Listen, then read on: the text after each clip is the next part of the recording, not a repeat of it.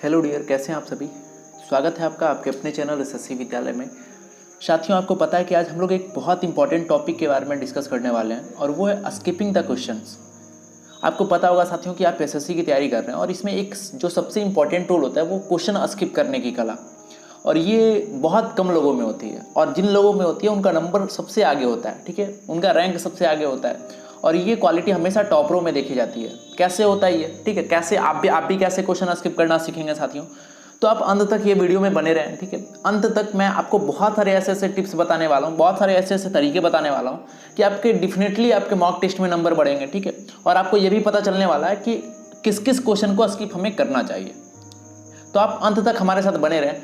तो आइए साथियों, शुरू करते हैं आज का वीडियो। तो सबसे पहले एक बार फिर से मैं बता दें कि आप सभी के मन में हमेशा कुछ क्वेश्चन रहते हैं, उन क्वेश्चन को पहले डिस्कस किया जाए। सबसे पहला क्वेश्चन रहता है साथियों कि मॉक टेस्ट में नंबर क्यों नहीं बढ़ते। ये सबके मन में सवाल होता है कि मैं इतना मेहनत करता हूँ, हमारे मॉक टेस्ट में नंबर नहीं बढ़ते। दूसरा सवाल ये होता है साथियों कि किस किस क्वेश्चन को स्किप करें। ठीक है, स्किप करने की बात तो कर दी सर आपने, लेकिन किस किस क्वेश्चन को स्किप करें, ये बहुत इंपॉर्टेंट रोल होता है। ठीक है, तो ये सारे क्वेश्चन का आंसर मैं अंदर वीडियो में देने वाला हूँ। ठीक है, चलिए आगे बढ़ते हैं।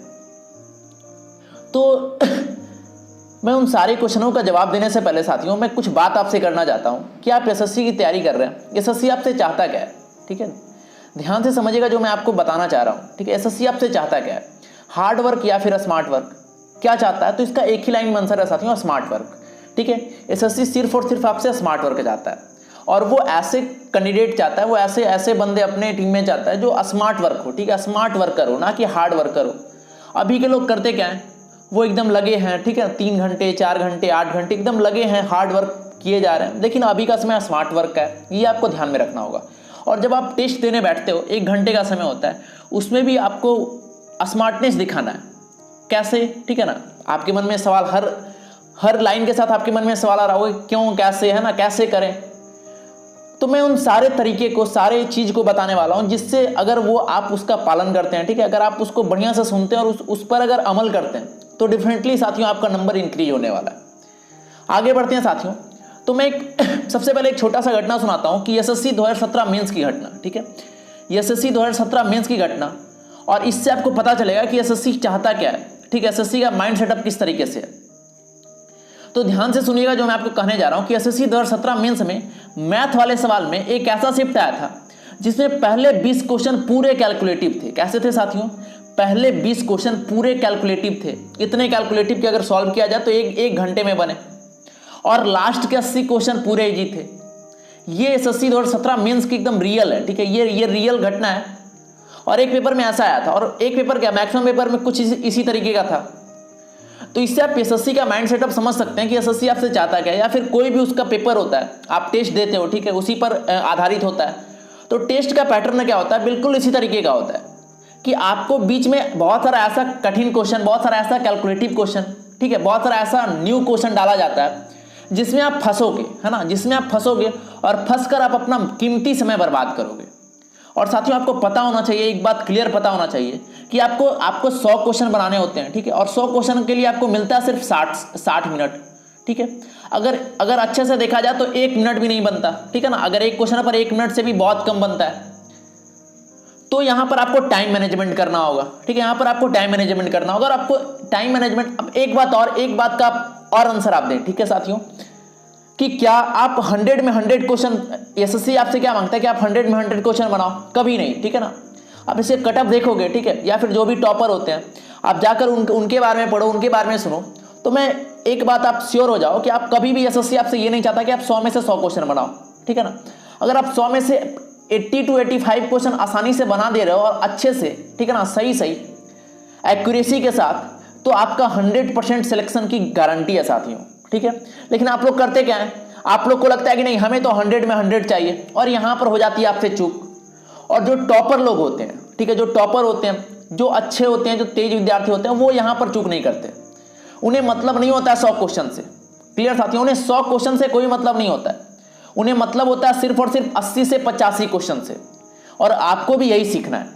अब फिर आपके मन में सवाल आ रहा होगा कि ठीक है, मैं 80 से 85 सवाल तो बनाऊंगा, लेकिन बाकी किस किस सवाल को छोड़े। ठीक है, किस किस सवाल को छोड़े, कैसे कैसे सवाल को छोड़े। तो आइए आगे मैं कुछ केस के माध्यम से बताने वाला हूं कि एसएससी आपसे कैसे कैसे सवाल पूछता है। ठीक है, आपके मॉक टेस्ट में कैसे कैसे सवाल पूछते हैं। तो साथियों बहुत बार ऐसा होता है, ठीक है, आप भी मॉक टेस्ट देते होंगे, ठीक है, आप भी एग्जाम में बैठे होंगे, तो बहुत बार ऐसा आएगा, ठीक है। सबसे पहला केस के बारे में मैं डिस्कस करता हूं, बिल्कुल एकदम टेस्ट के बारे में एकदम पूरा एनालिसिस आपको बता रहा हूं कि टेस्ट किस तरीके से दें, ठीक है।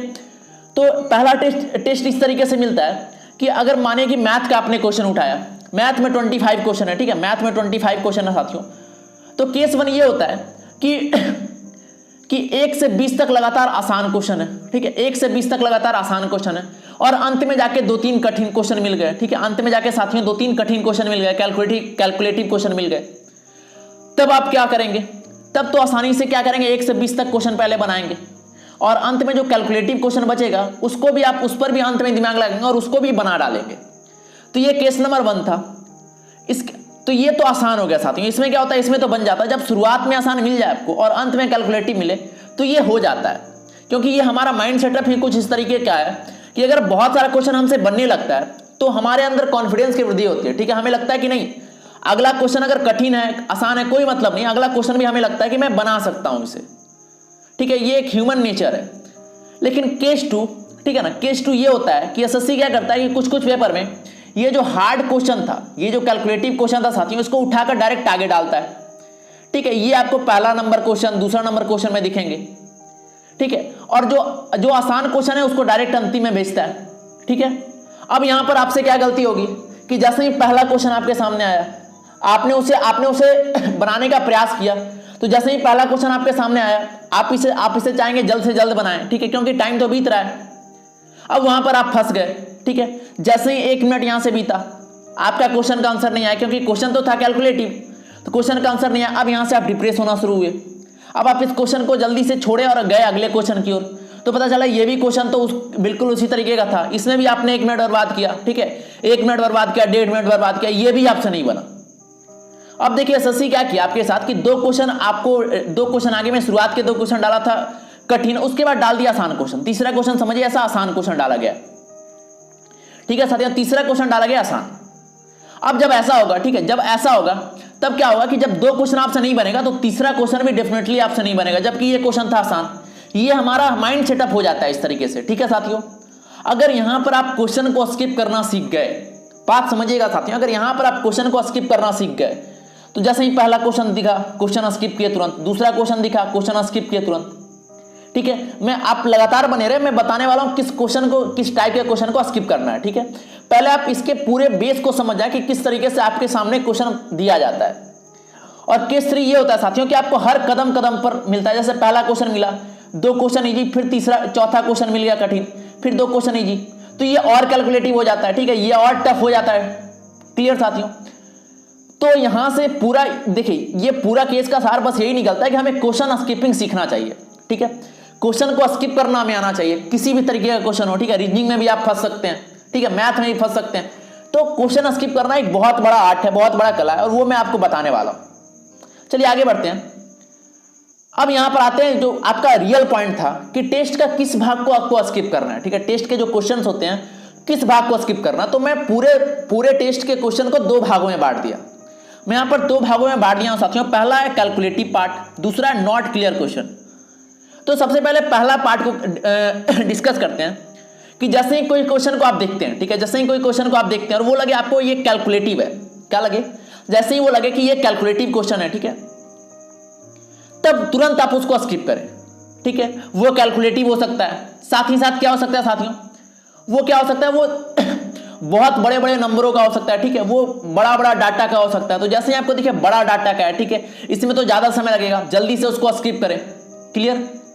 तो ये हो गया कैलकुलेटिव वाला पार्ट कि जब भी कोई ऐसा बड़ा क्वेश्चन दिखे, बड़ा स्टेटमेंट है, लगे कि नहीं इसमें टाइम लगेगा, तुरंत स्किप करें उसको। और दूसरा वाला पार्ट होता है नॉट क्लियर क्वेश्चन, ऐसे क्वेश्चन जो आपको एक बार पढ़ने में क्लियर नहीं होते, सीधी बात, ऐसे क्वेश्चन जो एक बार आपने पढ़ा क्लियर नहीं हुआ, उसको तुरंत करें स्किप, ठीक है। अब ये नॉट क्लियर क्वेश्चन की जगह पर आप ये भी कह सकते हैं कि भयानक क्वेश्चन, ठीक है ना। आपकी वर्ड में अगर कहा जाए तो ऐसा आता है भयानक, बीच बीच में भयानक क्वेश्चन आता है, ठीक है। या फिर कुछ नए क्वेश्चन भी एसएससी डालता है, कुछ नए, ठीक है। तो उन सारे पार्ट को आपको स्किप करना है।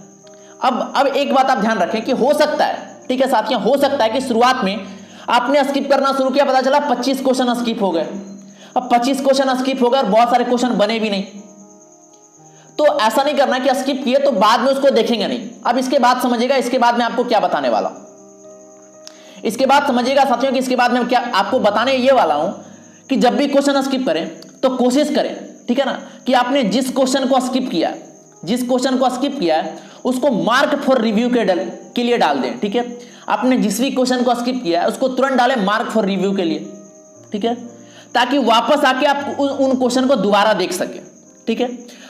देखिए एक क्वेश्चन ये होता है कि आपने उसे अटेम्प्ट किया, बना नहीं, तो उसको एकदम साइड छोड़ दीजिए, उसको कुछ करना ही नहीं है। लेकिन आपको ऐसा लगता है, ठीक है, आपको ऐसा लगता है कि आपने ये क्वेश्चन पढ़ा हुआ है, कुछ क्वेश्चन ऐसे होते हैं जो आपको लगता है कि ये क्वेश्चन मैं कर सकता हूं, ठीक है साथियों, ये क्वेश्चन मैं कर सकता हूं, लेकिन सॉल्व नहीं हो पाता है, ठीक है। उस वक्त ऐसा प्रेशर होता है, टाइम आपके बगल में यहां पर टाइमर चलते रहता है, टाइमर चलता है तो क्या होता है, आपके ऊपर प्रेशर होता है और आपसे क्वेश्चन बन नहीं पाता है। तो वैसे क्वेश्चन को डालें मार्क फॉर रिव्यू। तो यहां से आपने क्या सीखा कि मार्क फॉर रिव्यू का भी सही से इस्तेमाल करना। बहुत लोग इसे नेग्लेक्ट करते हैं, ठीक है, बहुत लोग इस पर ध्यान नहीं देते। तो आपको यह भी करना है कि इस पर एकदम अच्छे से ध्यान देना है कि कौन से क्वेश्चन को मार्क फॉर रिव्यू करें। क्लियर? बहुत बार ऐसा होता है कि बहुत सारे लोग प्रैक्टिस करते हैं तो ऑनलाइन नहीं ऑफलाइन प्रैक्टिस करते हैं, तो उसमें भी कोई बात नहीं, ठीक है, आप अलग कलर का पेन यूज कर सकते हैं, ठीक है, उसको मार्क फॉर रिव्यू में डालने के लिए। तो ये हो गया मार्क फॉर रिव्यू की बात। आपने अभी तक हमने क्या क्या सीखा, क्वेश्चन को स्किप करना। अब मैं कुछ टॉपिक के नाम, पर्टिकुलर टॉपिक के नाम भी ले लेता हूं कि आप किस किस टॉपिक को स्किप करने वाले हैं, ठीक है साथियों। तो उसमें आप ले सकते हैं ज्योमेट्री वाला पार्ट, कि देखिए ज्योमेट्री वाला पार्ट ये थोड़ा सा कठिन माना जाता है, क्योंकि अगर ये आपसे एक बार में सॉल्व हो गया तब तो बहुत अच्छी बात, लेकिन अगर एक बार में अगर ये सॉल्व नहीं हुआ तो उसके बाद आप इसमें जितना दिमाग लगाओगे उतना ये क्या होगा, कैलकुलेटिव होता जाएगा, आपको समझ में नहीं आएगा और आपका टाइम पूरा खा जाएगा। तो अगर ज्योमेट्री वाला कुछ क्वेश्चन ऐसा दिखे जो कैलकुलेटिव है, ठीक है, कैलकुलेटिव मतलब कहने का मतलब समझ में नहीं आए, क्लियर नहीं हो, उसको स्किप कर सकते हैं, ठीक है। कंपाउंड इंटरेस्ट का कोई क्वेश्चन हो उसको आप स्किप कर सकते हैं। तो ये सब हो गया, ठीक है, ये सब पार्ट को आप स्किप कर सकते हैं। अब यहां पर एक बहुत इंपॉर्टेंट टॉपिक मैं और आपके सामने डिस्कस करना चाहता हूं। वो इंपॉर्टेंट टॉपिक है साथियों डीआई, ठीक है, वो है डीआई। अब मैं आपको बताना चाहता हूं कि डीआई आपके हर एक के सेट में होता है, ठीक है, हर सेट में डीआई का सवाल आपसे पूछा जाता है साथियों। अब मैं एक बात बताने जा रहा हूं, अगर आप ये फॉलो करते हैं तो आप ये पक्का आप कर सकते हैं कि डीआई का क्वेश्चन कभी गलत नहीं होगा।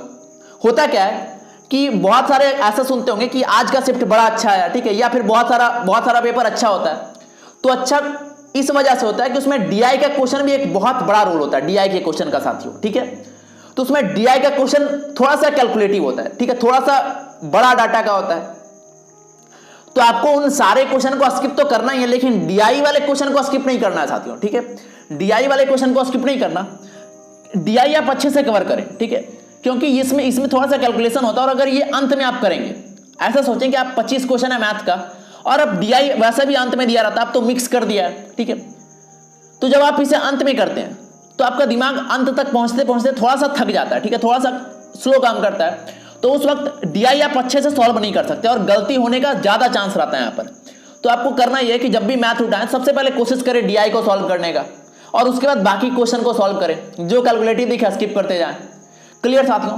तो आई होप यहां अभी तक मैंने आपको जो भी बातें बताई इससे आपको जरूर फायदा हुआ होगा, ठीक है साथियों। तो अगर ये आपको अच्छा लगा, ठीक है, अगर मैं जितनी भी जानकारी आपके बीच में शेयर कर पाया, अगर आपको लगे ये अच्छा है, ठीक है, ये अच्छा लगा आपको, तो आप इसके कमेंट सेक्शन में जरूर बताएं कि ये आपको कैसा लगा, ठीक है। इसके कमेंट जरूर करें, अपना भी एक्सपीरियंस इसमें शेयर कर सकते हैं, ठीक है, अपने टेस्ट देने का एक्सपीरियंस भी शेयर कर सकते हैं। आप इसमें कमेंट करके जरूर बताएं कि आपको ये कैसा लगा, और अगर इससे ऐसे ही रिलेटेड, ठीक है, देखिए टेस्ट के बारे में और भी बहुत सारे वीडियो अगर आप चाहते हैं कि टेस्ट से रिलेटेड बहुत सारे वीडियो मैं आपके बीच में लेकर आऊं, तब आप नीचे कमेंट में बता सकते हैं कि किस किस पार्ट में आपको पर्टिकुलर वीडियो चाहिए। क्लियर साथियों? चलिए तो आज का सेशन हम लोग यहीं पर समाप्त करते हैं साथियों। तो आप सभी का बहुत बहुत धन्यवाद, ठीक है, आप सभी का बहुत बहुत धन्यवाद, थैंक यू। और अगर अच्छा लगे तो मैं फिर से कहना चाहूंगा कि आप इसे शेयर जरूर करें, ठीक है, लाइक करें, सब्सक्राइब करें। बहुत बहुत धन्यवाद साथियों, थैंक यू।